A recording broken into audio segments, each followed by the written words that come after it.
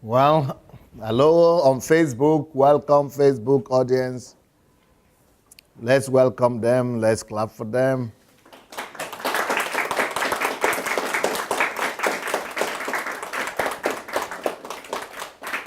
Well, hello on Facebook. Welcome, Facebook audience. Yes, so we are continuing our series on the truth. Why do people reject the truth? Why is it that people reject the truth?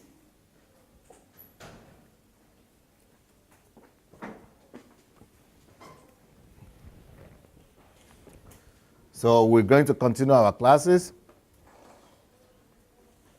And the kids, today we are talking about why people reject the truth.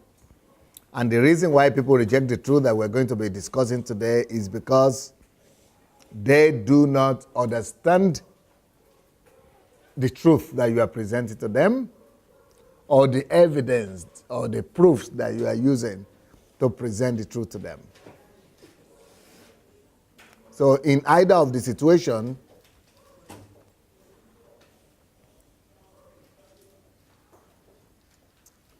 people often reject the truth because they do not understand. And that is understandable. It's not always easy to understand what is taught to us for the first time, from the first time. So we could as well anticipate that there will be times when you as Christians or you as young people will present the truth about anything. You will talk to people about the truth, and you know it is the truth. And you are surprised. Why can they reject it? Why are people rejecting this? And the only reason why they are rejecting it is because that truth you are presenting to them, or the way you are presenting it to them, or the proofs that you are using to argument your case, to argue your case to them, might not be convincing enough for them. So people will likely reject it, not because what you are saying is not true, not because the truth is not the truth, but mainly because they do not understand. Now, I've given you many reasons why people reject the truth. This is another reason. People reject the truth because they don't understand, So what do you need to do in order for people to understand? In the case of Jesus, let me see a passage. How many of you remember the parable of the sower? The parable, when Jesus was talking the parable of the sower, that the sower went to sow, and some fell on good soil, some on bad soil, some on, you remember? Come tell us about the parable. Joy is ready as usual. She's going to tell us about the parable. Do you have microphone? Microphone.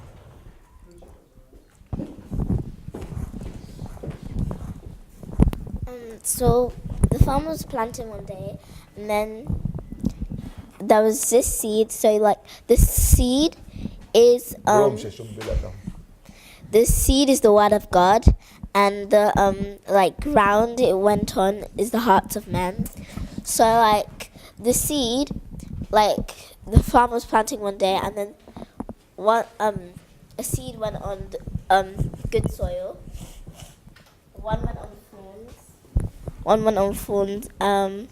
Another one went on the pavement side, and the fourth one went on rocky. Well? Went on rocky roads. Rocky, yeah. And and then the good ground. Yeah. And it was explaining how Jesus was explaining how the hearts of men and the word of God. So, but the rocky soil is really bad. The good soil is that you let the word of God into your heart and you let it grow.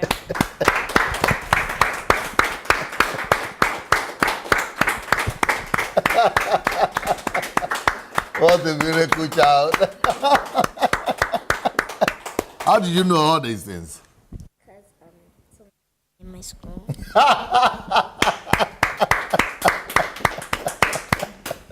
It's like you remember everything anybody tells you. You don't forget stuff? Not really. Not really.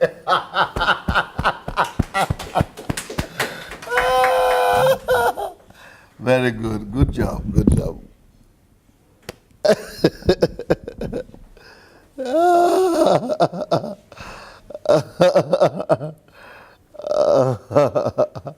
Okay, who wants to compliment that story that Joy just told us, please? Like explain the story. Yeah, please. So basically what happened is the farmer was planting Can you speak louder a little bit? What happened was the farmer was planting seeds, Yes. and what happened is some of them fell on the rocky road, some of them fell on the good soil, and some of them fell on the thorns.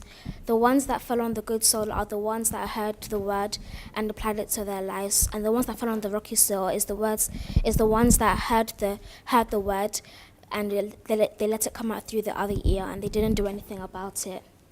The seeds that fell on the thorns is the people that didn't hear the word or receive it. Very good. So you know the meaning as well, huh? Okay. But there is another detail I want to talk about this parable. After Jesus finished telling the story about the parable, his disciples called him together, and they came to him and told him that, will you explain the parable to us? Like, we don't understand this parable. And so to which Jesus answered and said, and he said to them, do you not understand this parable? How then will you understand all parables? Now, in that one verse, Jesus used one word twice. In one sentence, Jesus used one word twice. Who noticed? What was that word? Parable. Parable? No, he used parable twice. Really? There's another word he used twice in that word. Okay? In that sentence. Understand. Understand. He used the word understand twice. He said, do you mean you don't understand this parable? If you do not understand this parable, how will you, maybe it's actually 2 or 3 times, how will you understand other parables? So parables also is 2 times. Yeah, you're right. But the word I'm talking about is the word understand. If you don't understand this parable now, how will you understand other parables? So the word is understand. Why is Jesus particular about understanding? Jesus is so particular about understanding. The only thing he's concerned about is one word, understand, understanding. He's only particular about that. These people need to understand what is happening. Why is Jesus very concerned about people understanding like this? And in other places, Jesus will come to them and say that you of little faith, don't you understand? I've been with you all this while. Why can't you understand? Jesus is always talking about understanding. In some other cases, he will tell them something like, he that has ear, let him hear what the Spirit of God is saying. He will say things like, verily, verily, I say unto you. Then, tell them the parable. Why is he emphasizing?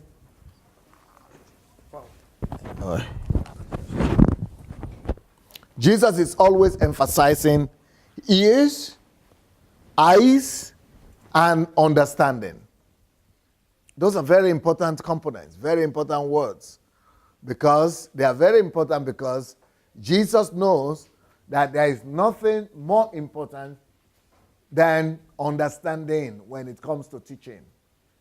Understanding is the most important element of teaching.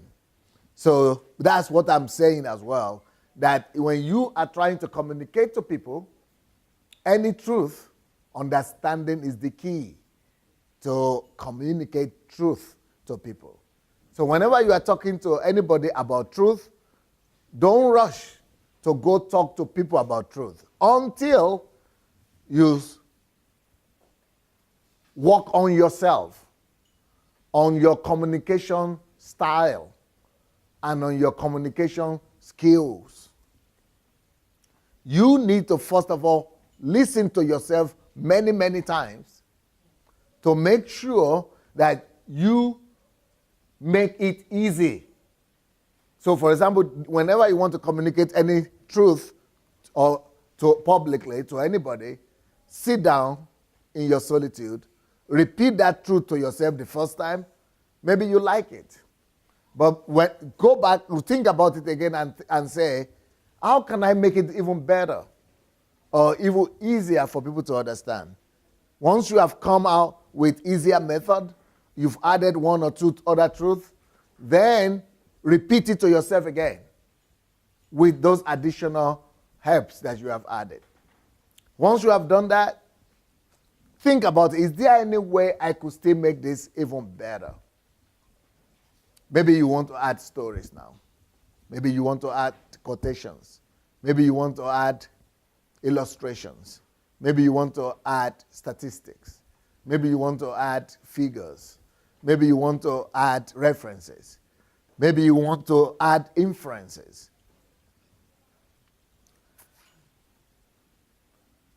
Then repeat it to yourself again with those other helps.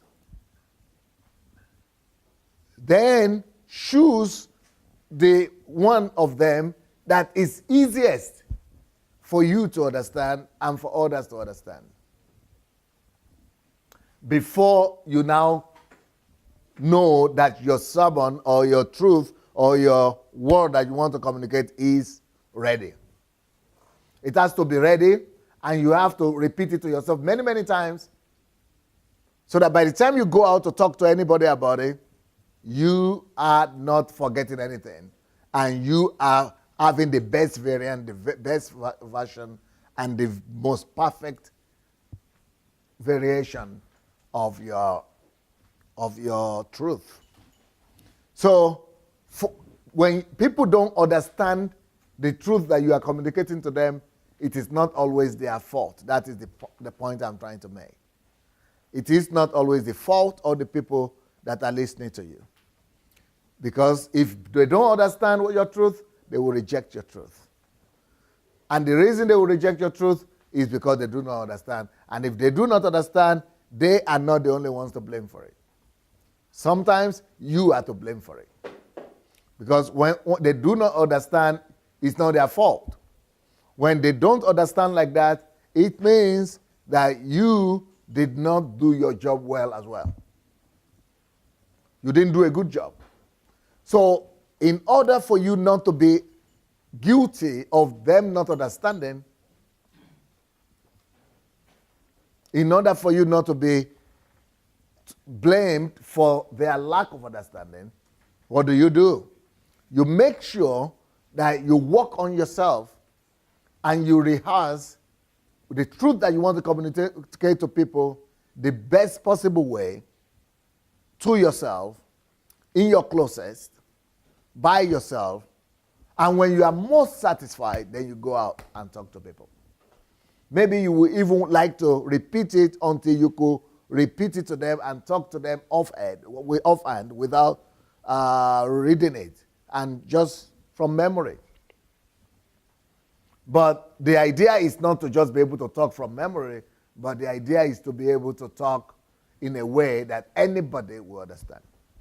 Have you ever noticed some people that when they talk, they speak so many big grammar and so many big vocabulary that at the end of the day, you just look at them and say, wow, he's so smart.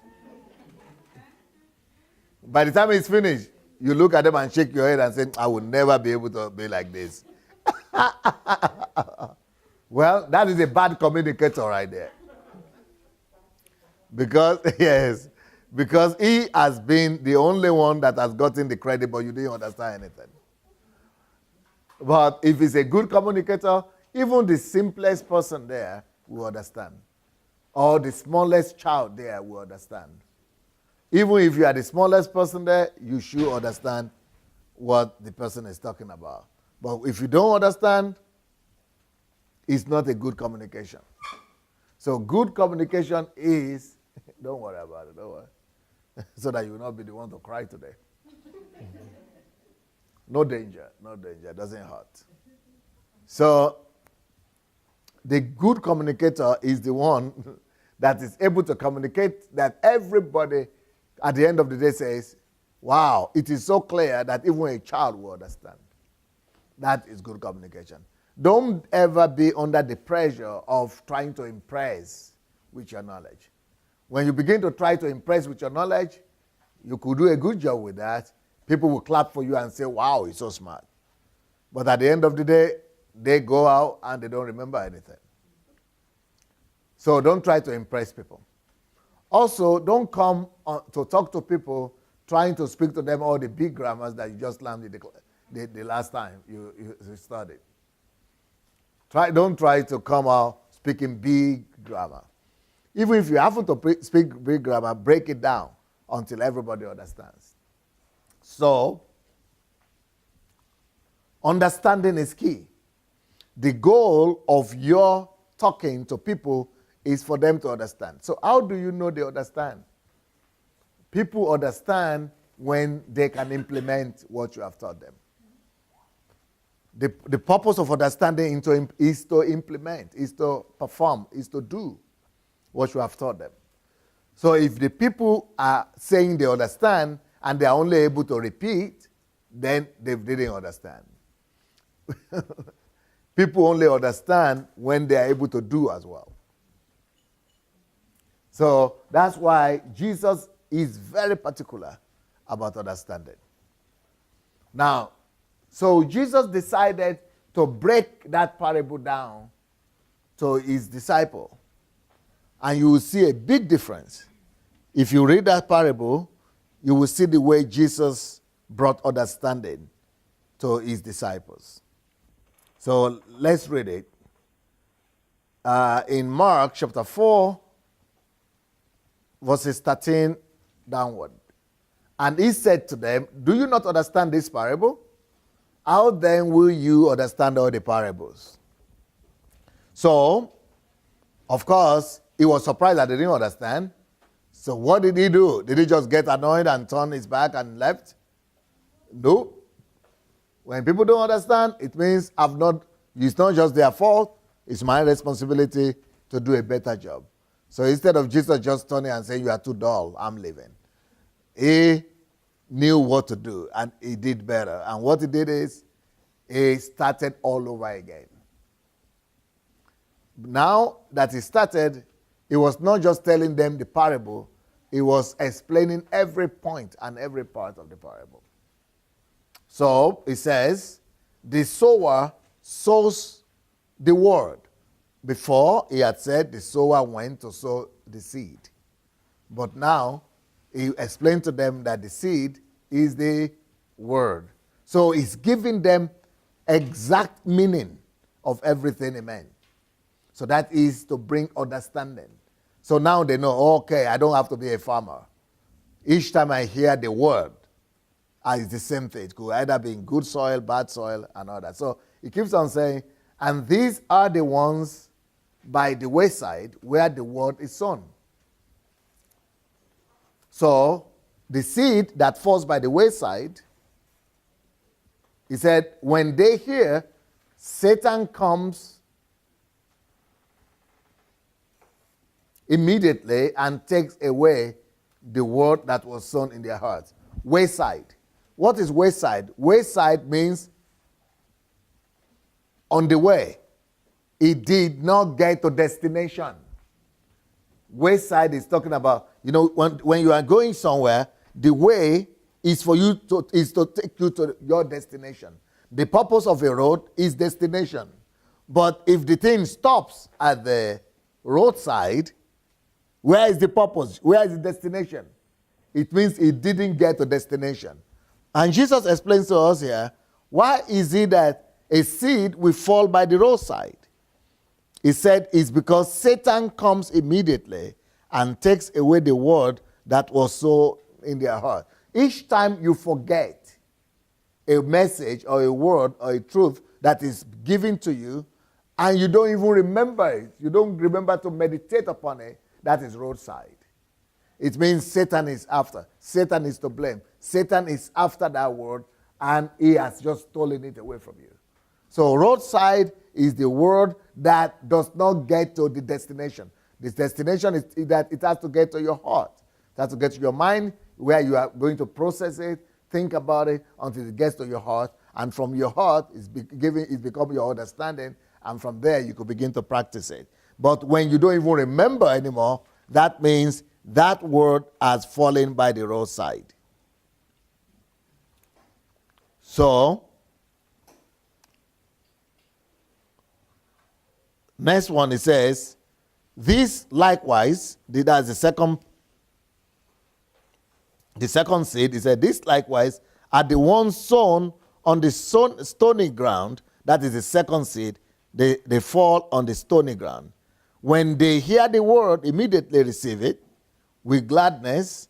So they receive it with gladness initially, and they have no root in themselves, and so endure only for a time. Afterward, when tribulation and persecution arises for the word's sake, immediately they stumble. So it means the word this time did not fall by the roadside. It actually got to the destination. So the word actually got to the mind of the person or to the heart of the person. But because it didn't succeed in taking root. It didn't succeed in taking root. It was lying on the surface because there was stone on the ground. So there was no root there.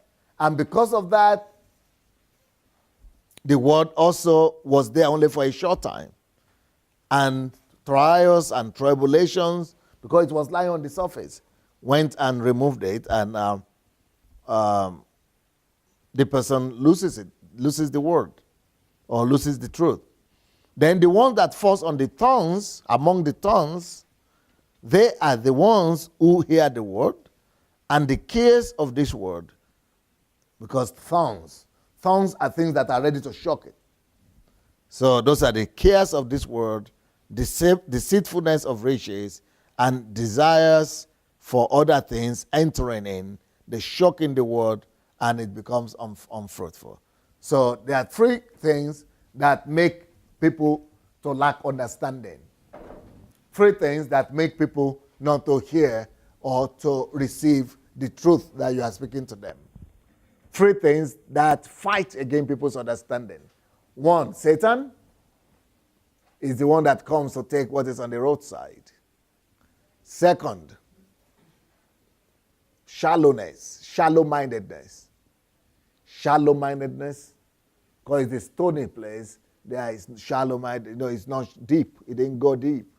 Shallow-mindedness.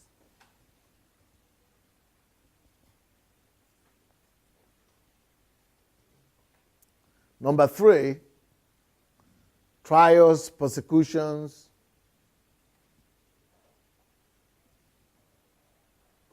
No, sorry. That is, the third one is deception of the word. The deceitfulness of riches, desires for things, and worldliness. Yeah, so the deception of the word, carelessness and frivolities of the word.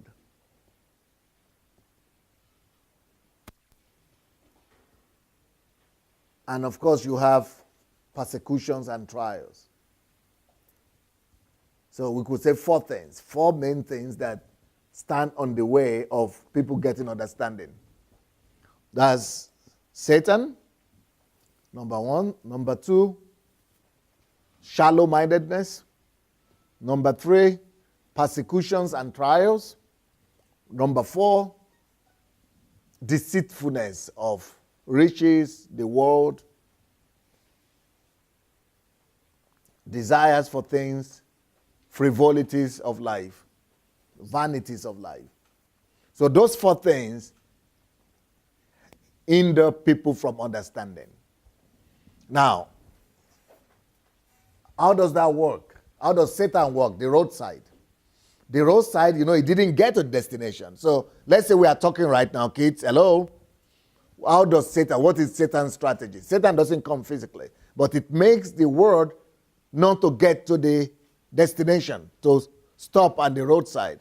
That means when you are hearing the word, Satan tries to distract you one way or the other. Maybe you are sitting right here, but you are already thinking, oh, I'm going home tomorrow. Thank God, I'm going home tomorrow. So you are thinking about home, my friends. Okay, where are they now? Are they back from Africa? Are they back from holidays? Okay, yeah, that one is back, that one is not back. That's what Satan does. Satan makes you to be distracted so that the word is stolen. The word is coming to you, but it's being stolen immediately from you. It's not getting to the destination. That's how Satan works. So how do you overcome that? To bring understanding. For you to have understanding, there is no way you are going to have understanding if the word is stolen, if you have forgotten what you just heard. So, and when you are communicating the truth to people also, make sure you work on this. Don't allow distractions to steal the truth from people. There is one thing that I teach, one concept that I teach. I don't know, I will not be teaching you about it, but I will just mention it. For Satan not to usurp the truth and take over and hijack the truth that you are speaking, you need to teach people to be in the here and now. But since you are young and you are teenagers yourself, for Satan not to be able to steal the truth that is being communicated to you, repeat this word after me. Be in the here and now. Be in the here and now. You've got to learn to be in the here and now. That's one of the greatest things you could learn. What does it mean to be in the here and now?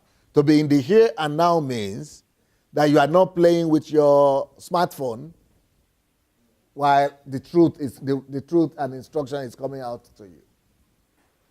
To be in the here and now, you are not thinking about any other thing out of what you are hearing right now. To be in the here and now, you are not bothering about the flies and the butterflies and the bees like yesterday. When you begin to bother about the flies, it means you have no more joy. That's exactly what I'm saying. You saw the fly, it flew to your place? Yes? Yeah, that's what I mean. Yeah. So don't pay attention to the flies. If you don't pay attention to the flies, then Satan is not going to be able to steal it away from you. But when you are distracted like that, that's what Satan wants. He wants you to be distracted from the truth. So that is the roadside. That means that the truth has fallen by the roadside. And sometimes, hello kids, when the teachers are talking to you, you are somewhere else at home, on the way, or with your friends, in your mind, even though your body is here. Does that happen sometimes? Yes. Yeah, that's exactly the work of Satan there. That's what it means by it being stolen on the roadside. Satan comes to steal it on the roadside before it gets to a place where you could meditate upon it, before it gets to settles in your heart, where you could think about it, where you could process it and try to go and implement it. Satan makes you to lose it immediately. Satan steals the word from you from even getting to the destination of your heart. Roadside always comes through distractions. When you are being distracted, you are not in the here and now, Satan takes over and steals the truth and the word from you. Okay. Now, concerning those people who are watching right now, regarding those people who are watching this program on Facebook, that happens a lot when you are doing Facebook, when you are watching Facebook messages. Because while you are watching the Facebook message, you are cooking, or you are dressing, or you are doing many other things. And that's exactly what Satan likes. Satan steals away the word by not letting it get to the destination, by making it fall by the roadside. That is called by the roadside, because you live in that illusion. And the illusion makes you to feel as if you are hearing, but really you are not, it's not settling. You are hearing somehow, but it's by the roadside. You are hearing enough just to deceive yourself and others that you are here and make a few comments. Even the comments themselves could be a roadside distraction that Satan could employ. It could make you to be writing comments all the time, whereby you are not having, the goal is for you not to be able to process the word, so that the truth doesn't get to the destination where it is well processed, and then you could do it. So any kind of distraction is the roadside that Jesus is talking about. That Satan is the master of roadside, trying to distract you and making the seed fall by the roadside. Then the second reason why people don't understand the truth is because of shallow-mindedness. Because it says the seed fell on the stony ground where it did not have roots. Because if there is stony ground there, it means there is no roots. There is no way for it to go down. So the seed is not going down. That means when you hear the word, and the word is, you don't have the time for it to sink. You don't have the opportunity. You didn't give it enough chance for it to sink into you. That is stony ground right there. That is shallow-mindedness. So you could hear the word, but you don't let it sink. It's shallow. It's laying on the surface. It's shallow attitude to the word, shallow understanding of the word, shallow mindedness, surface attitude, or surface reception of the truth will not make you to understand it. And if you don't understand it, you'll never be able to implement it. So how do you overcome the shallowness of truth, of the word that you are hearing? Whenever you hear any word, even if you are in the here and now and you hear very well, that word gets into the destination. But if you don't go back to the word and reverse it to yourself and rehearse it, if you don't go to rehearse the word, if you don't go to make the word sink, it will still be lost. So how do you do that? Let me illustrate that to you somehow. It talks about the seed falling on a stony ground. How do you make a stony ground? How do you make a seed to sink in a stony ground? Almost impossible. So anytime we receive the word like that, it doesn't matter how attentive you receive it, it is still on stony ground. Because stone means there have been some foundations, some other knowledge that were in you before that new knowledge came. So those other knowledge that were in you, they are keeping the seed floating. They are keeping the seed floating on the surface. So because it's a stony ground, it's shallow, it's on the surface. So how do you make any information that you get to sink down into you? How do you make this seed that is lying on the surface to take root? How do you do that? You only make it take root by going back to that place where the seed fell and walking on that ground. So every time you hear the word or the teaching, that's why they give you home assignments. or own works. The concept is for you to go and spend more time on what you've just heard and on yourself so that that could really become understanding to you. The way you do it when it's ground is, it's a stony ground. You must take a cutlass or a tool and then, or a hoe, then you go and first of all remove the stones from the stony ground.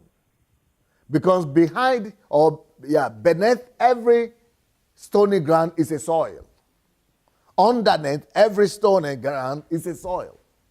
So it takes a lot of effort, it takes a lot of work, but you have to take your time, patience, go back and remove the stone, and then when you get to the soil, you now let the seed enter to the soil so it doesn't remain on the surface.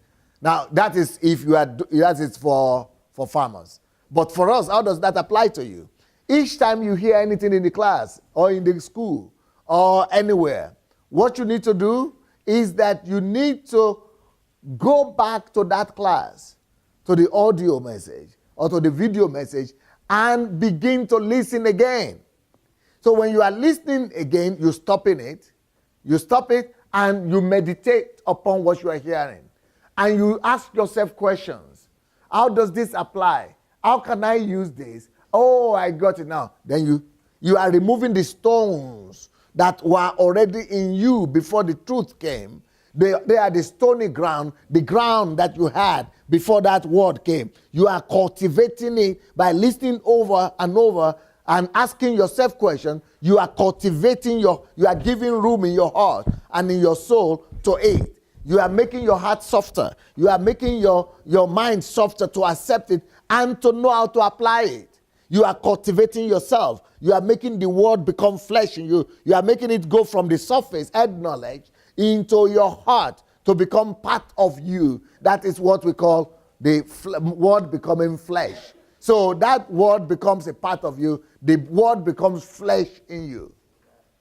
And then it brings results. That is what you do to make the word become understanding, where you can now apply it. Yep.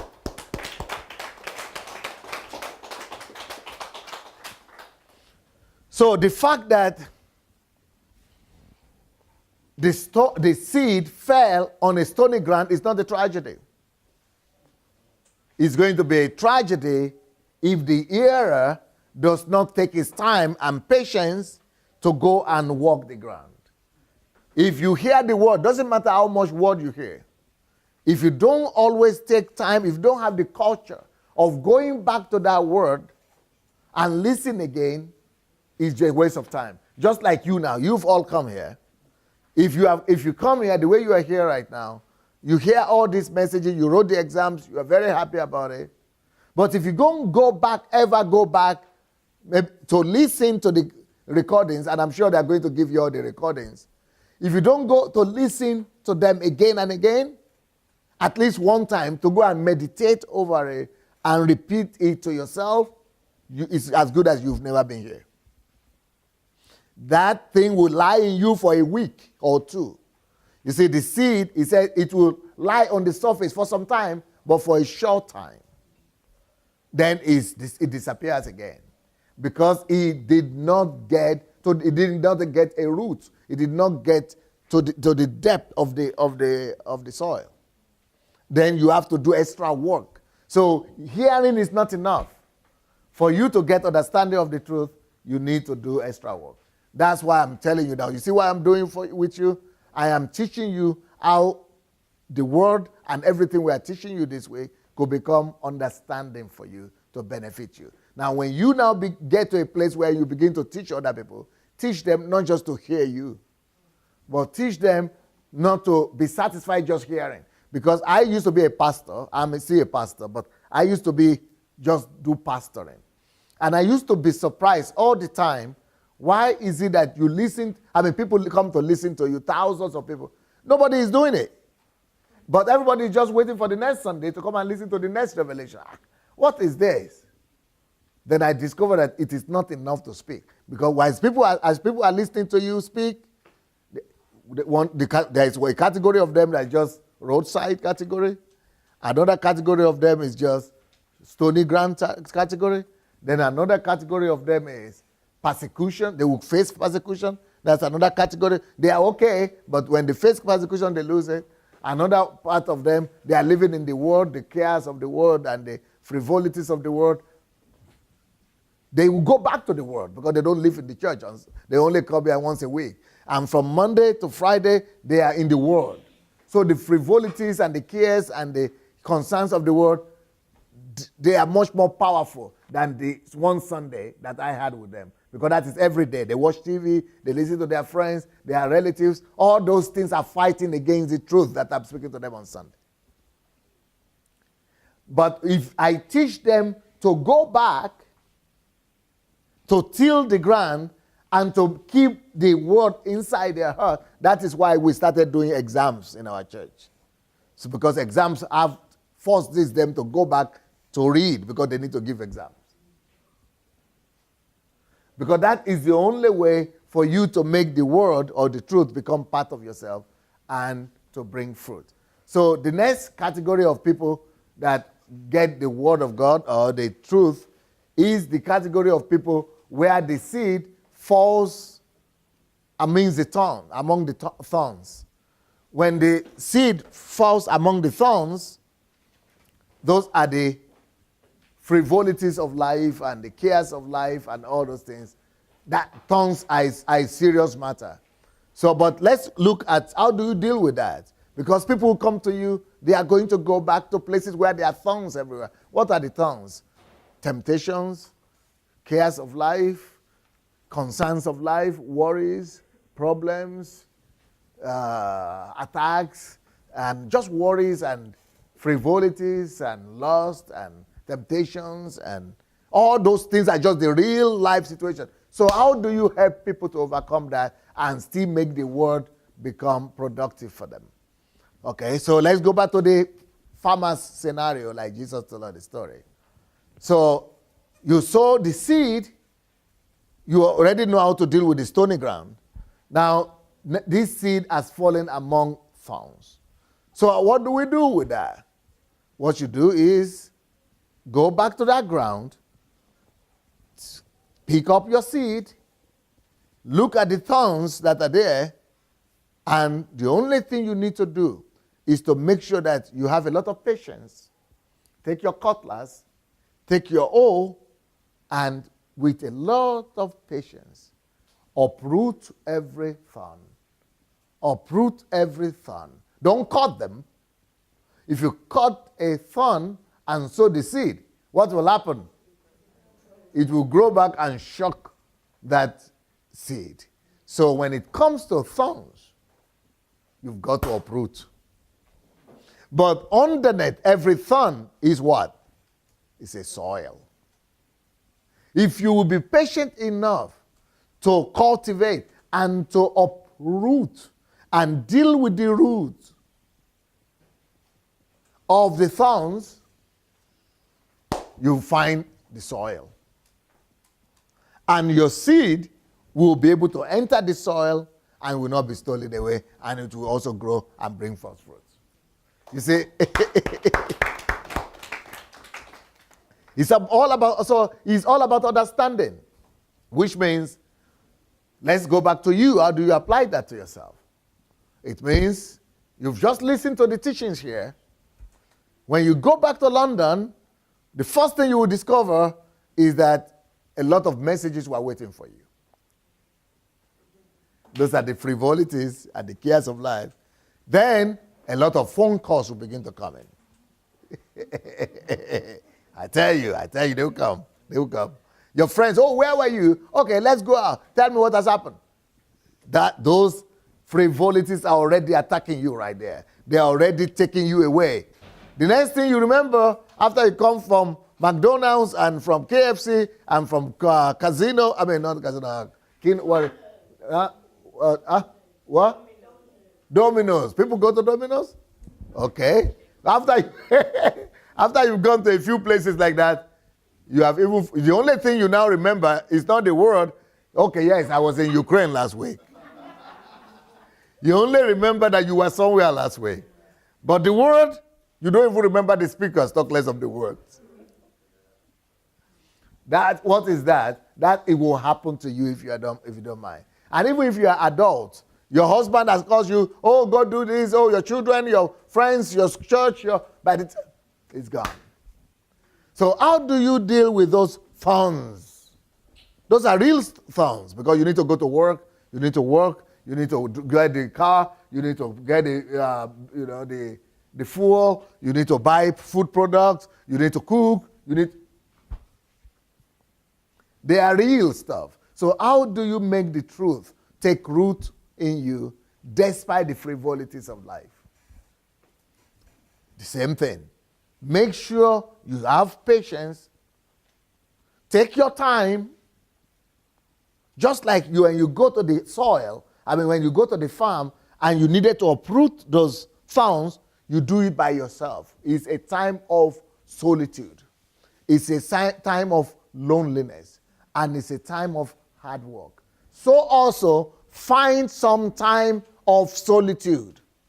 Find some time where nobody is there to distract you. It's a time to work on yourself. Because you work for your boss, you work for your work, you work for your family, you work for food, you work for restaurant, you work for everybody else. Find some time to work on yourself. So get all the material that you got from Kyiv. Begin to listen and stop them and write some things down. Ask yourself questions. How can I apply this? How can this help here? How can this help here? When am I going to act on this? What should I do next? What is my next step of action? Concrete steps. And then you repeat that to yourself. Okay, these are my plan. These are my action plan. Then you put your control system. I'm going to do this, and this. I'm going to do this then. I'm going to do this now. Then you move to the other one.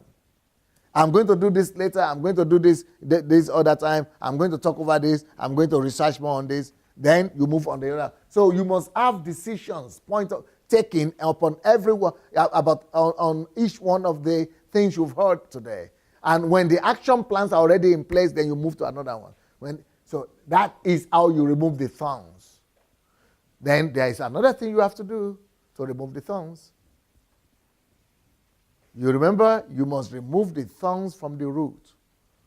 Then you have to sit down and say, I have the action plans now, what I want to do with the words I've received. What are the forces distracting me most? What are my my biggest sources of distraction? What are the things that will distract me most from taking all these actions, from doing these things? If I wake up tomorrow, what are the things that will disturb me most? Distract me most? Maybe work. Okay, I have to limit that. But since you are not working, friends, TV, fun, pleasure, all these things could distract me. So write them down, then come up with a strategy of how to overcome friends. I switch off my telephone. Let them leave their message. When they leave the message, I decide who to reply, who to call back, who not to call back. Then they want me to go out with them to McDonald's or to cinema or to some places. Well, I'm nowhere to be found. I disappear to my room. Oh, well, mom gave me some assignment to do. Or, well, my parents said I shouldn't go out today. Well, you have some excuses, but you get yourself alone to make sure that your priorities, all the decisions that you have written, are your priorities. You must always do your priorities first. You must always do the things that you want to do first before you do what other people want you to do. So all those decisions you have taken, all those plans that you have made, all those action plans that you have written out, make sure that you put everything on the backside to first of all do them, to make sure that those things are done. And you must create the time, you must push everybody away from your life to just concentrate on making the action plans come to pass. That is how you live in understanding of the truth. That is how you make the truth work for you. That's how you make the truth work for you.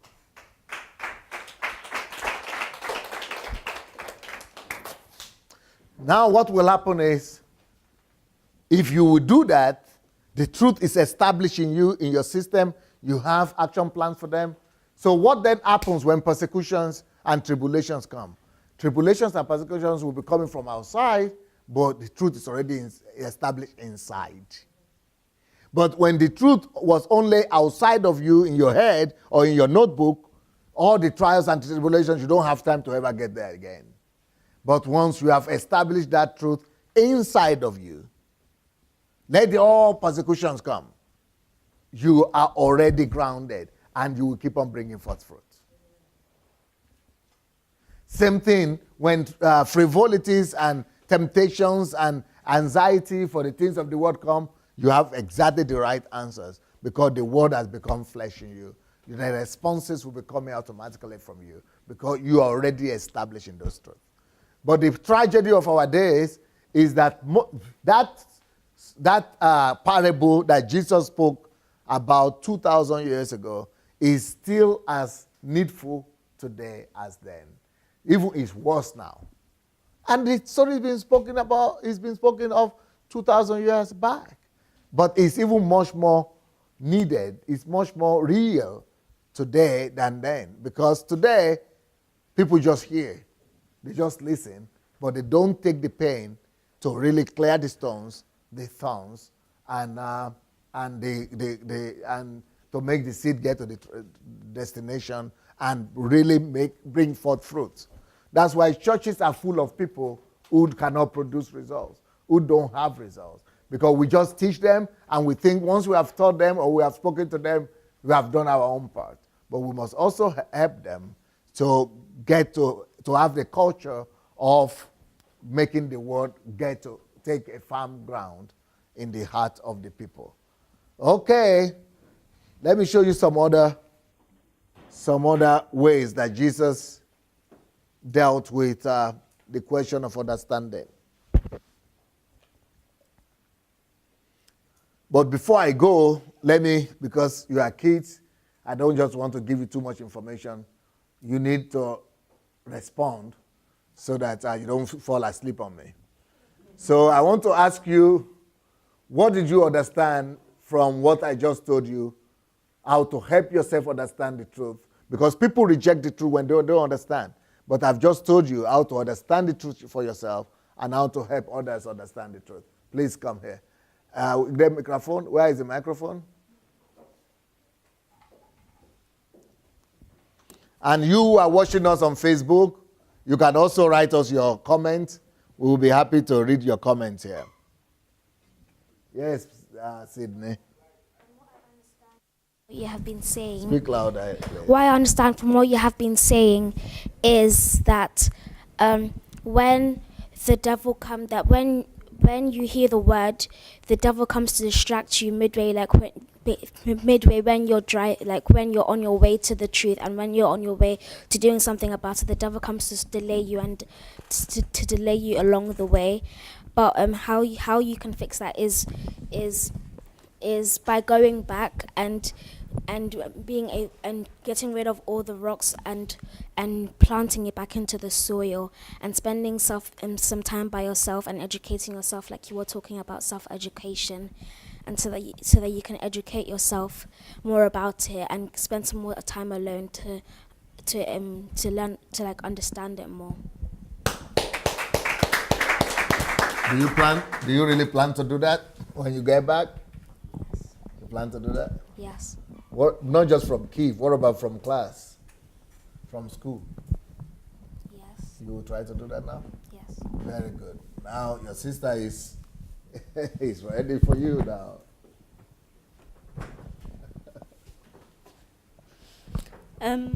What I learned is that for you to be able to understand the truth, you need to take away every single distraction that's in your life, like watching TV, playing with your phone, going out with your friends.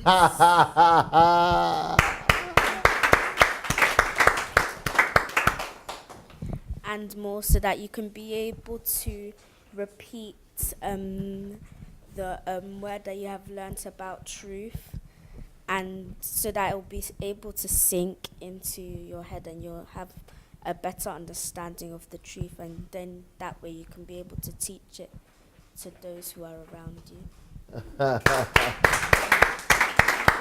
Two sisters, Sydney and Sandy. Wonderful. Okay.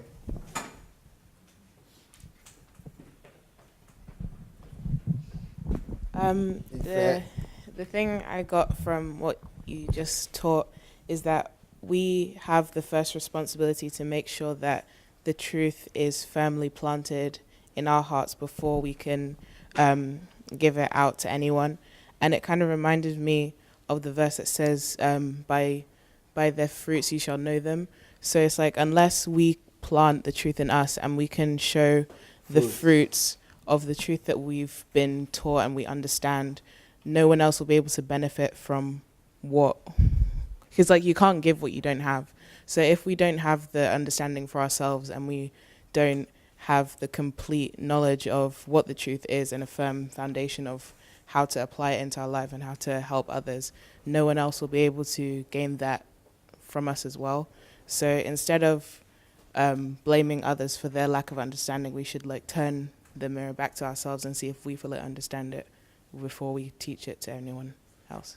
Okay, but how do you overcome the thorns and the stones? And You have to examine your life and see what is a hindrance to you understanding the truth, such as distractions, whether it's the devil like distracting you with thoughts or different desires of the world, like the lust of the eyes, lust of the flesh, and the pride of life, or it's the people around us that are stopping us from taking in the truth fully because they either have alternative truths or they don't want to understand what we've been taught. So I think going through each major sphere of our life and pruning what doesn't need to be there for our own personal growth can help us to do that. Beautiful. Who is next? Please come.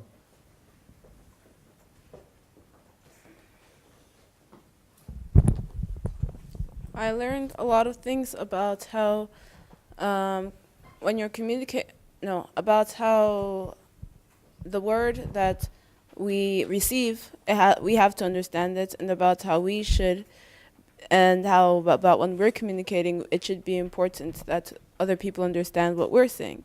And I think that's very important because I want to propagate truth through writing, and that explains why it's important to have research and citations and quotations and statistics, all of that when you're trying to prove something, because it's very crucial to have understanding, and that's why Jesus acts the way he does in the Bible.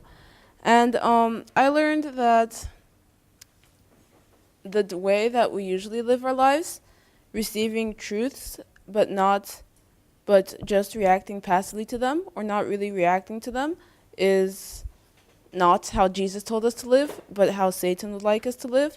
Because as you were outlining all the interpretations of the seeds falling in the different places, I saw each and every instance in my life. I can just have like vivid remembrances of when I was sitting in a church or something, and I'm listening to something, and I think, wow, this is, I think like, oh, that's a very relevant topic. I hope I'll be able to learn a lot from this. And then by the end of the sermon, I'll realize that I started thinking about something else, and I missed the whole thing. Or I remember that That is by the wayside, right? Yes, that is by the wayside. Or I'll remember... Satan has succeeded. Exactly. And yeah, and anything can happen even when you think you are, for example, when I was reading the book, when you had to finish the book very quickly, what happened to me often was that I would read and then I'd read something that reminded me of something else. So then I'd just like stop reading and I'd be thinking about that, and I'd get completely off track, and that would stop the word from getting to its destination. And that was another thing. Another thing was that you said we should meditate upon the word that we received. And I was shocked by that because it does say in the Bible a lot that you should meditate upon the word. In Psalms 1, it says that you should meditate upon the word. Like literally the word for meditate in Hebrew means to quietly repeat to yourself. So like literally you're in a room, you're seeing something, you're reading something, and you're saying it over and over again so that it's literally becoming a part of you. But still we don't do it. I can remember another instance where mom is preaching. I'm sitting and I'm paying attention and I'm saying, wow, this is a really good message. This is a really good message. I don't remember what the message was about though. So, and I was like, what a good message, what a good message, but I didn't come back to it at all. So now I've forgotten what it is about. So that fell on the stony surface. That is stony ground right there. Yeah, because I didn't go back to remove the stones. I went back to school, I went back to my Netflix and But not to the very good message. But not to the very good message. I thought Because you didn't go to process it. Yeah.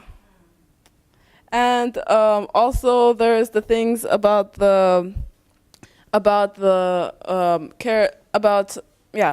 child-mindedness, and then there's about the cares of life. And that was it's just funny because I think Jesus' parable is almost more relevant today than it was then, and especially to us. No, literally, as you were speaking, I was just remembering things like we have our class chat, for example, and then maybe every day it's like, hey, we should have a class hangout. Hey, we should have a class hangout. Hey, we should have a class hangout. And, you have these thoughts. I was like, oh, but I have this teacher, but we have HMT then, so I can't go then. But then you're thinking, okay, maybe right after the HMT or right between this. So, and I'm realizing that I have what should be my priorities. I have my goals and I have my truth. But because what is class hangout? What would I give you? Exactly. But I think that because of the pressure of going out with your friends and not being so cold and like self-centered or something, that I should put aside my priorities and put aside my truths just so that I can have some pizza with them sometimes. But that's not what we're supposed to be doing. We're not supposed to be just drifting around and getting a little bit of everything. We're supposed to have a word that that has come to our hearts and that we're focusing on and cultivating. So that thing you said about having to turn off your messages and stuff, or tell your class friends that you have an assignment to do or something.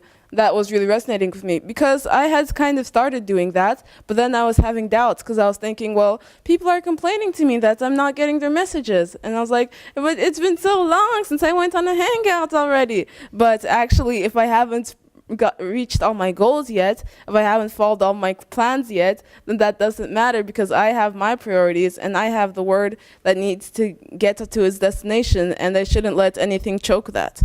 So, thank you.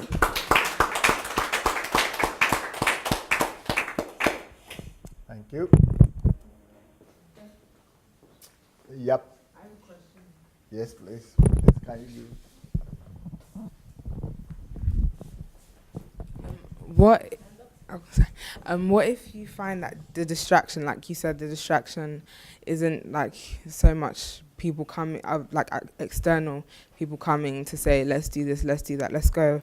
What if it's like in your own mind? Because you know how people say like you're in your head too much and like you're overthinking stuff like that. What do you do when the distraction is you, it's not external? Huh? Yeah. Thank you. That's a very good question. I think I addressed the question of daydreaming in the beginning. Anybody remember that? You remember when I said to be in the here and now? You remember I spoke about that? You want to mention it? Okay. I will answer your question, but let's start with this. You said for us to not be thinking about things that will happen or things that have already happened, that you should be focusing on what's happening now, on the focus that is now. Wow. That's the same here. Wow, wow, wow, Sandy.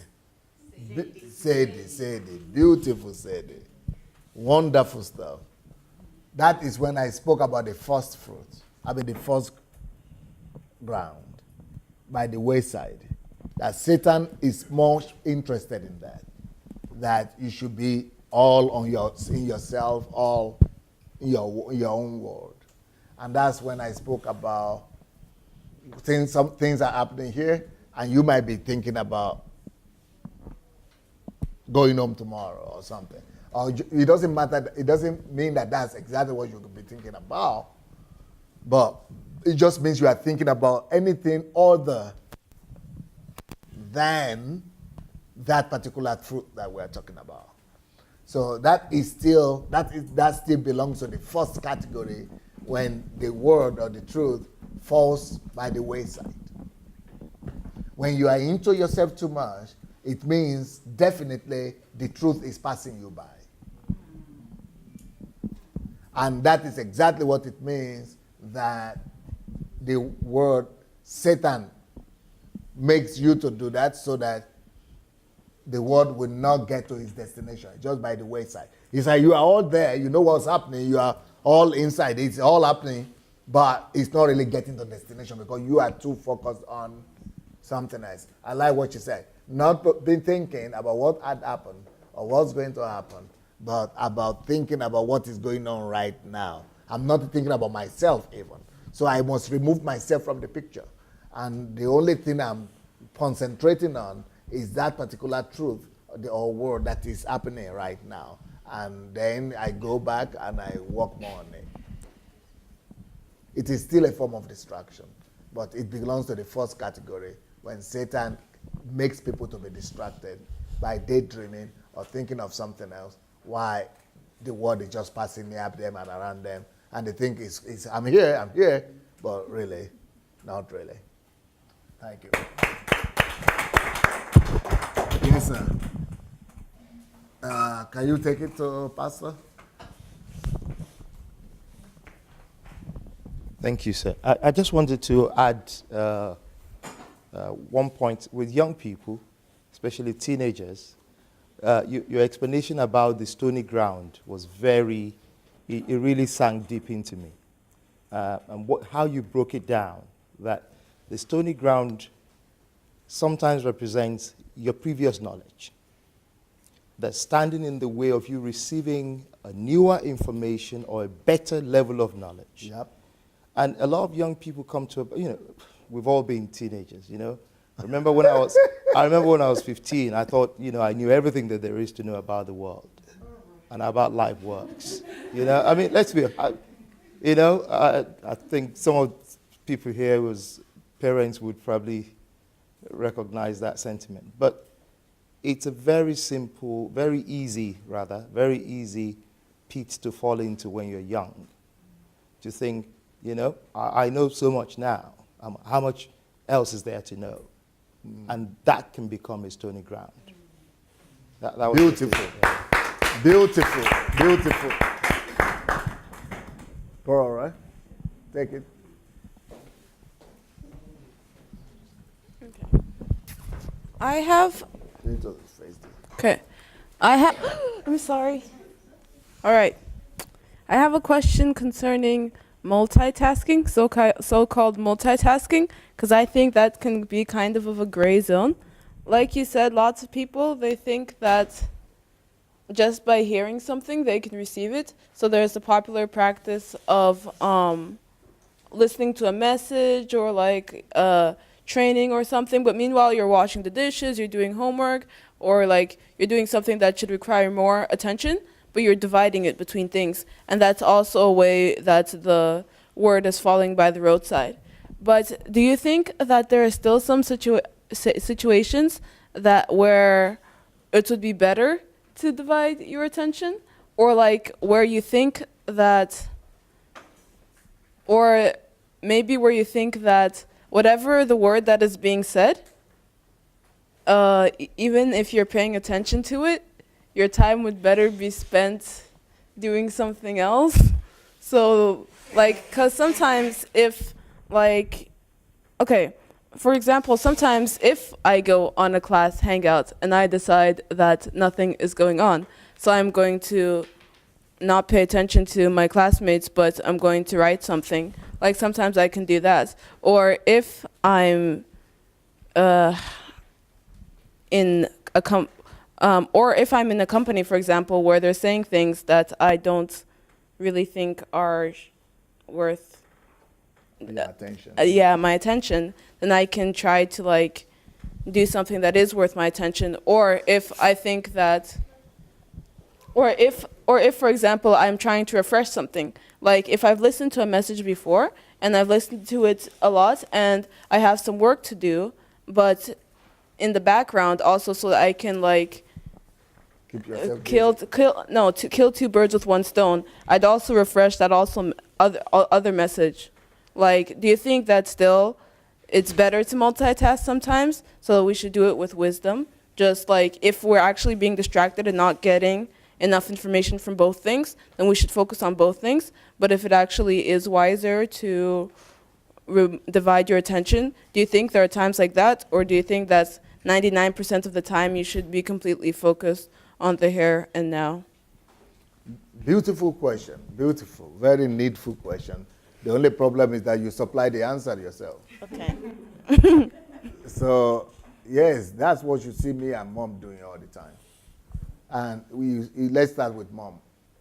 Whenever she's in the kitchen, she's always listening to something.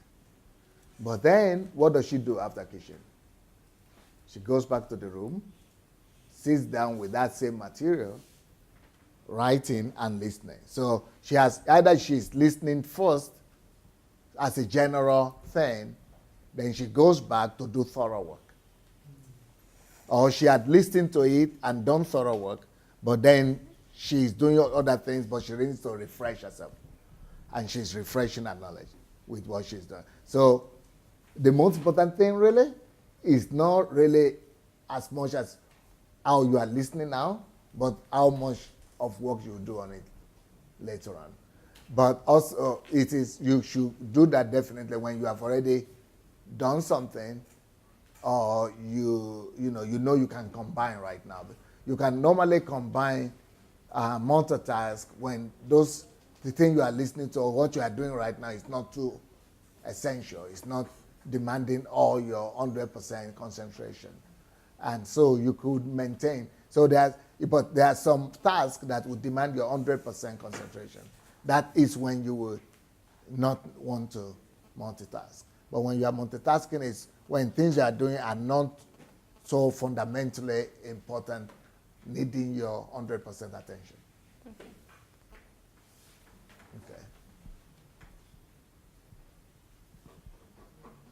Okay, anybody wants to say anything about that? Okay, I thought I should give you some more, passages and scriptures and things like that, but it's not necessary. I think you put God in message. That one passage from Jesus' parable is enough to communicate understanding. Now, the only thing I would like to do before we go is to ask the adult about what they got, what you all got as adults from this particular class. Any one of the adults want to say anything? Or you want me to all make you stand?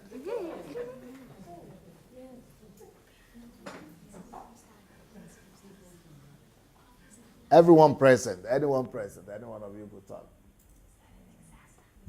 No, you are not here. You just came in. So you want to deliver them. But I want people who are here to talk. Yes, please. Okay.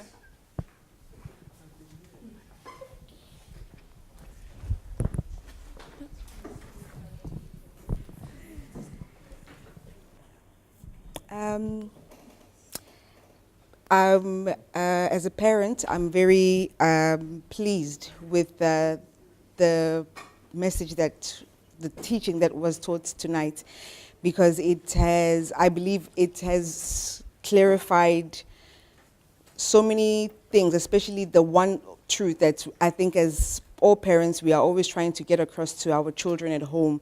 I know with my children, when you are sharing the word or you are trying to have a discussion or a conversation with them, you will see that they start fiddling with their fingers or they start losing attention because they are just tired of sitting there and listening to what you're saying. But I believe that with what they heard tonight, knowing the importance and knowing that all those things that they were seeing as maybe mom or dad just talking too much is actually relevant to whatever the situation or what the case might be, and that now they will appreciate it and know that them not paying attention and finding things to distract them is just Satan, distracting the truth that is supposed to be heard when they are addressed at the time. And I love the fact that you spoke about them knowing how to prioritize their day or their week, and knowing that it's important for them to, first of all, do their homework or self-education or whatever the case might be for each individual. But I would also just like to clarify, especially with the priorities, because I know that for me personally, my girls will definitely use this one against me. Priorities should also, how home chores are also a priority. So please don't neglect that or think that because Pastor Sunday said, I have to read or I have to do this, it's my time, that home chores are not a priority. They're still a priority at home. Please. Yes, home chores might not be number one priority, but they are priority, part of the priority, but not number one priority. Number one priority is self-development, right? They got that one from the morning.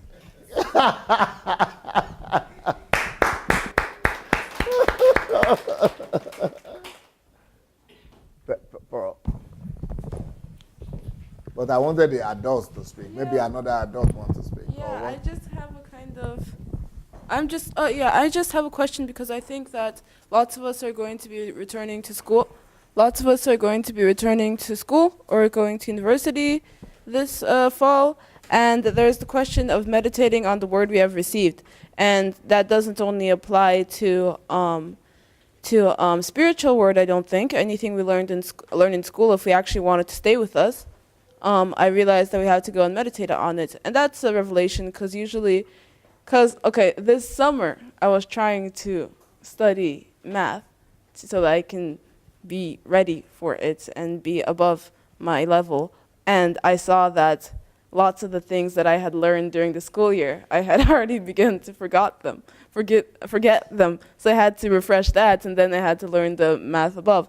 So then I was thinking, same principle. Yeah. When you were studying, after, for example, math class, after you did the homework, because they do homework and that's a time for you to meditate on it, but after you do the test, there's new information, then there's another test, there's new information. They cram all that information in you, then you put it out on the exam, and then after that you just want to forget about it. And I think that after vacation or whatever, you end up forgetting about it anyway, even though you did homework.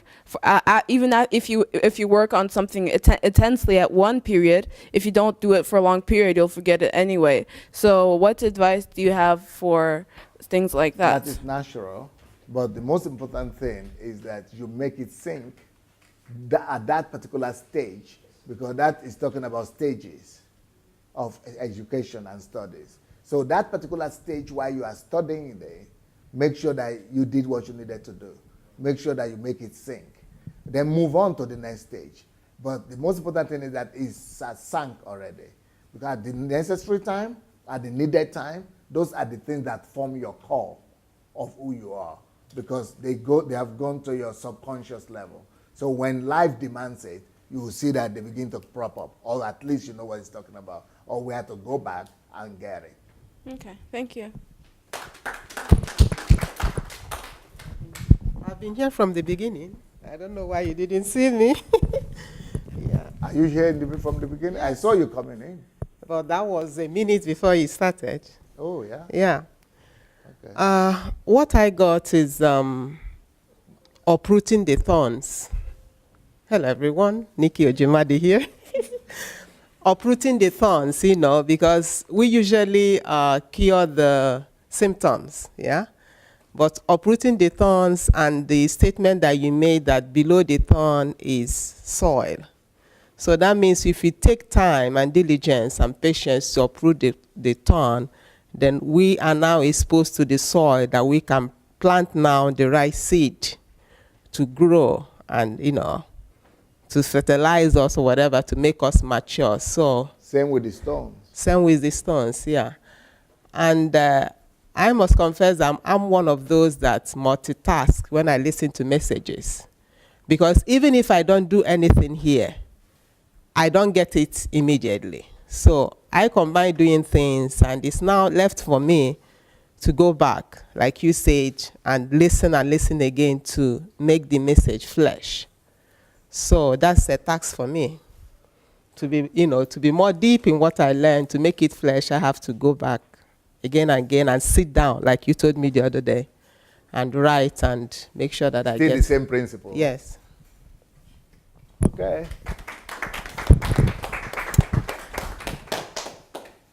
I've learned that being present doesn't mean that you're present to what you need to do or what you're, you know, being the here and now. Being present doesn't mean to be in the here and now. Yes, it doesn't mean that you're present. But to top it off, because it's in this series of truth, I've just come to realize that it means also that I'm not being true. I'm not being true to myself. So I'm deceptive if I am present, but I'm not present here and now to what is happening. So that's really shocking to me, and it really makes it really bad because it's a habit that I have lived with all my life, but because I get by one way or the other, not in the best way that I want to, but in some ways I'm living with it, but realizing that I am being... You get by in your own estimation. To my, yeah, of course. Maybe not necessarily not to you. in my... yeah. Because that camera today was still shaking. Yeah, but...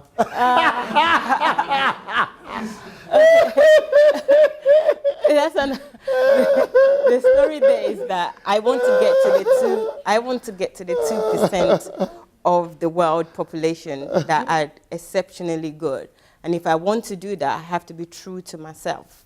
So I know what Dr. Sunday is saying, even if you guys don't know, because I'm in the 98% of the biomasses, and I want to try and get to the 2%. But it's really heartbreaking for me because this is something that I've done all my life, and I'm really, really trying my best. Well, not trying my best, actually. I really want to make a difference. But the other thing that I really learned today that is really important for me is that when the seeds fall on a stony ground, my opinion is that if it falls on a stony ground, it means it's not... That's his problem. That's the... No, not that that's... I thought you were going to say that's his own problem. Let him fall anywhere he wants. No. It's not his own problem. Okay. No, it's my problem. It's my problem, but it's almost like, another one bites the dust. But the attitude that I'm taking away from this session today is that even when it falls on the stony ground, it is my duty to still dig on that stony ground. The difference with it falling on the solid soil and on a soil that would germinate is that soil, if it's on the soil, it would germinate, it would be easier to germinate. But because I've allowed it to go on a stony ground, I need to now dig the ground and do extra work.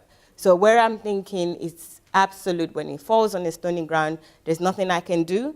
I've now gained the knowledge, the power to now, okay, unfortunately it's fallen on the stony ground, but I still can't just leave it like that. This seed cannot just go to waste. I need to now, get on my knees and start to dig until I get soil from that stony ground. So this is really important for me, and I didn't really see it that way until this teaching, and So what is your, how do you convert that to a real life situation? It's actually maybe with a lot of things in my life that maybe I have neglected. because I felt like it's on a stony ground, not being truthful in terms of not being here and now. Go back to all the things, like the list of things that you've asked the young people to do, including myself, in terms of priority. So the things that have set before as goals, but they have not even been achieved or even been started yet, that for me is probably a stony ground, because I didn't prepare, I didn't do the things that I'm supposed to do. Due diligence. My due diligence, and I just neglected them and just left them and said, okay, let me move on to the next. But now all those things are also important. Actually, more important that I complete them, I get them done. So go back, do what I'm supposed to have done before, and make sure that I put a plan in place and follow those plans. So you mean you want to, you might as well resume your live broadcast on Who Am I? Yeah. Because that thing was started half a year ago. Yes. And you did about 2 or 3 programs. That's And then the stony ground showed itself up. And the tongues took over. so that's one of the... and, That's just one. Yeah, that's just one that you know about. And then there are other things in terms of the priorities. Yeah, maybe I don't have the friend distraction and the phone distraction and all the other distraction, but maybe it's like what Jeanette said. Yes, the yes. internet distractions. Yes. I am my own. Yes, I am that. I'm my own distraction. And I'm on the same. On the same page. Yes, of that distraction. Phone I don't even have, it's not working. Other things I don't have, but I distract myself. I'm the one that is not focused. So I'm always drifting, and there's something here, there's something else here, I'm playing around and just messing about. So I really need to really work on that. And yes, I know Dr. Sunday and everyone is laughing, but that Who Am I is really a big thing for me that I could really pick up and do well, but neglected it, and there's no reasons why I should. So yeah, that's my lessons. Thank you. Also, from this lesson, I think that this is the best application of the parable of the sower that I've ever heard, because it makes a lot more sense why Jesus told that parable. Because what I was taught all of these times was that, okay, so Jesus told the parable about how there's the truth, and you tell it, and there's different types of hearts. So most people don't accept it because lots of different things happen, but some people will accept it and listen, and you should be that type of person. And that's it. And that's just like, but, What about if I fall in the second or the third? Yeah, but they don't tell you that. It's just like as if Jesus is saying that, when Jesus is saying that lots of people won't accept me, right? I don't think he would just say that, because I don't think he wants that, right? It's not a predestination thing, right? Yeah. He wants everybody to come and accept the truth. That's Jesus' mission. So what would be the point of Jesus just saying, okay, so I have the truth, but some of you aren't going to accept it? I think the reason that he told us the types of people that don't accept this truth is so that we don't do that. But what I kind of was seeing it as was that there's some people that are just like made that way. Like some people, they just won't accept the truth because it fell on the stony path. No exceptions. And then some people... they are condemned, so to say. Yeah. And some people, they're like, something happened to them, so they won't accept the truth. And some people are just lucky enough to be open. But that's not how it works, because each of us in life will have... It's like it's not fair, right? Yeah. Each of us in life, no, even if a person is open, like, I don't think that I think as the more we grow, the more knowledge we accumulate, the more space in our soil is being taken up. So I think we'll all have to deal with getting the stones out of our hearts sometimes. But even with a soil, like most soils, they aren't going to be inherently good. When something good is growing, somebody has had to plow that soil and take all the stones out of it already. So the soil that was good, maybe it was the heart of somebody who had already worked on themselves. But even if it was like by accident or something, I still think that I still think that Jesus is saying that we should watch out. We should watch out so that even if our heart is open to Jesus' truth right now, we should guard ourselves to see that we shouldn't let any thorns spring up and choke what is growing already, and that we shouldn't let any rocks Bird of the air. Yeah, birds of the air come and eat what is beginning to grow already, or rocks come and start to take up space in the soil, even if the seed has already started growing there already. So even though the parable of the sower was so deep that Jesus wanted people to understand it, he even because some parables he told and interpreted and that was it. But this one he said understand 2 times. He wanted us to understand. Even the word here, maybe you guys have heard it. I learned this at school, but in Hebrew, the word here, Shema, is not just to let sound waves pass through your ears. It means to hear and respond. It means to hear and apply. So that's why Jesus really wanted us to understand. And with the parable of the sower, I think that God wanted us to do more than just know all the categories of the people, but to understand this and to be careful, to watch out. So I'm really glad for this application of the parable of the sower. So I have a question.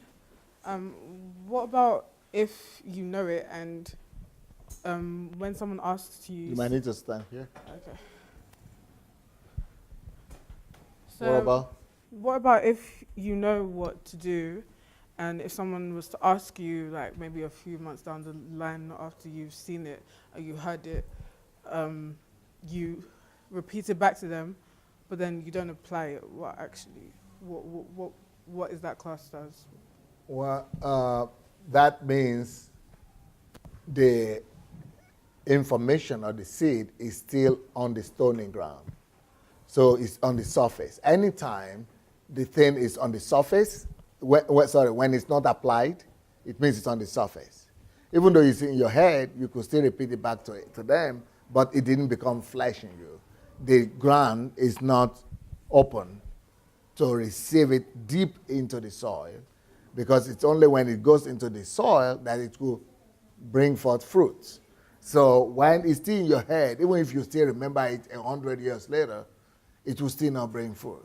Because the purpose of understanding, like Paul said, is to bring fruit, is to bring response, to bring an answer. So understanding, the whole reason why we are talking about understanding is that it goes in and capable of bringing forth fruit. Okay. So if it's in your head, that's still called surface. That's, like I said, shallow. It's the floor, the thing is shallow, it's not grounded. It's a surface kind of thing. It's like still a form of stone. Okay. Thank you.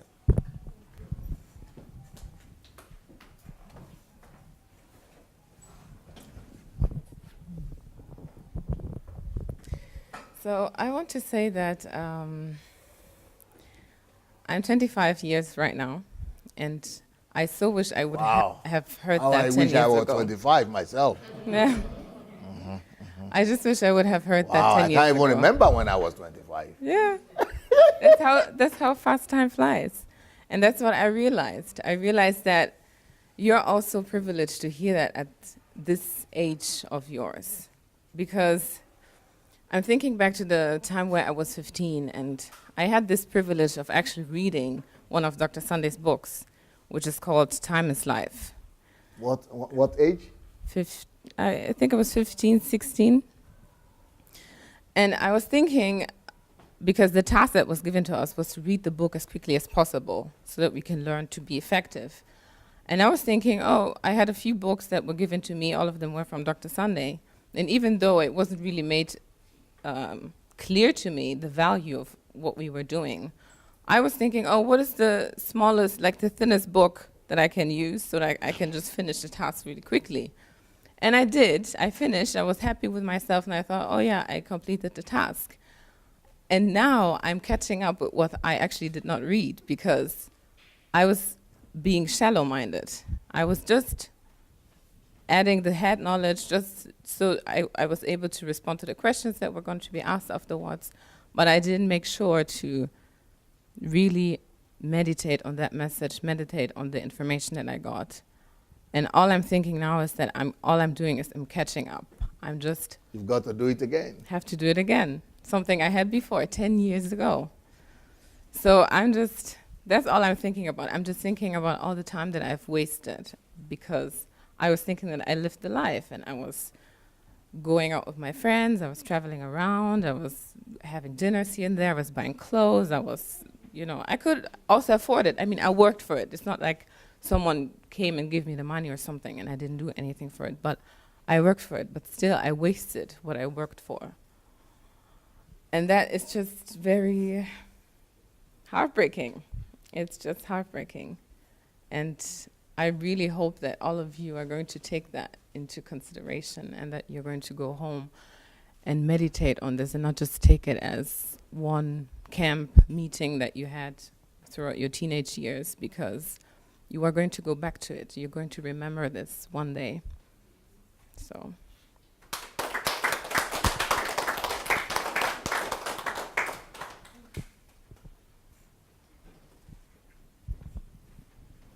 Anybody still interested in speaking? Okay.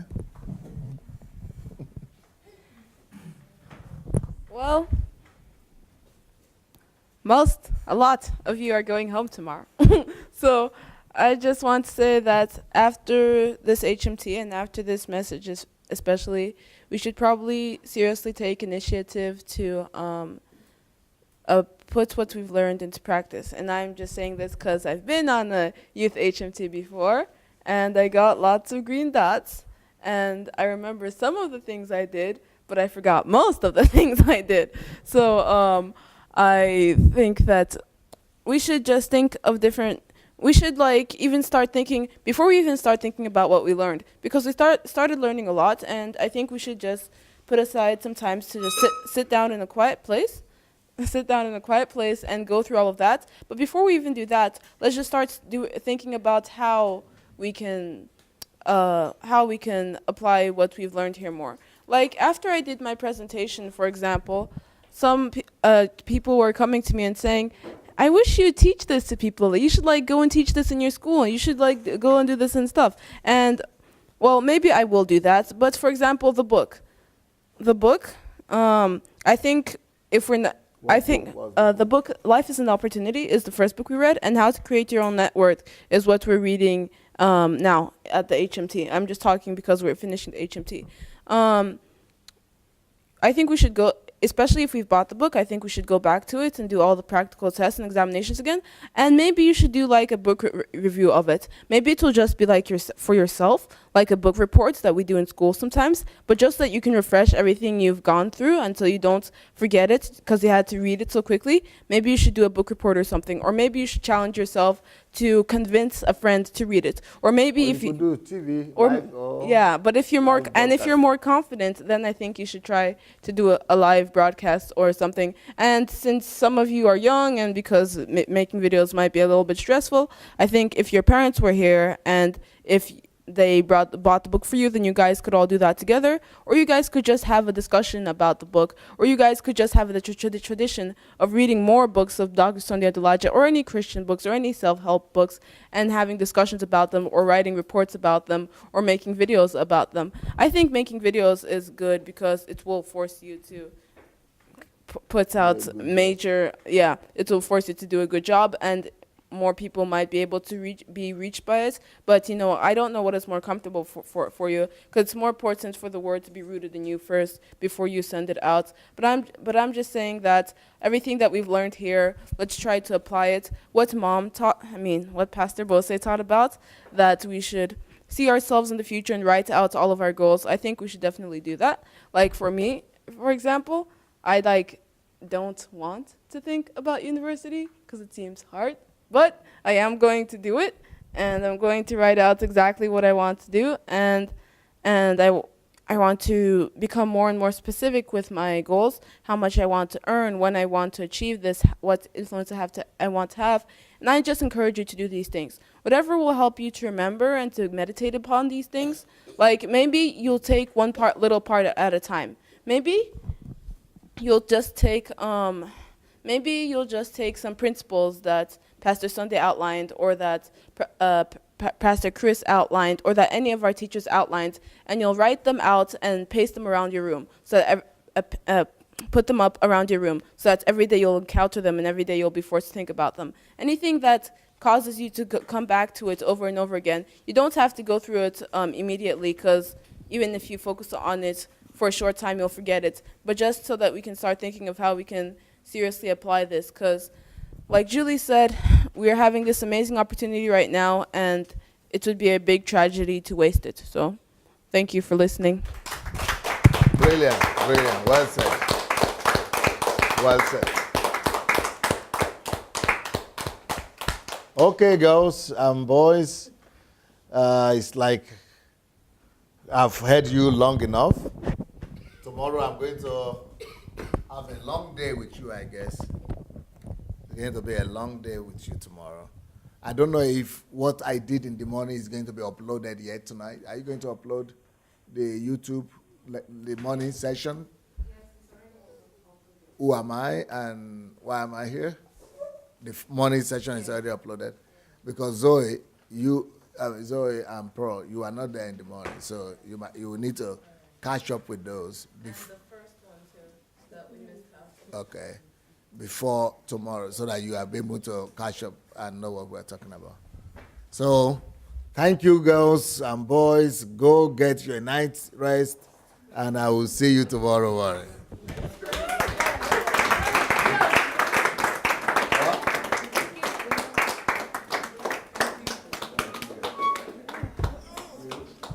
Okay, please be seated.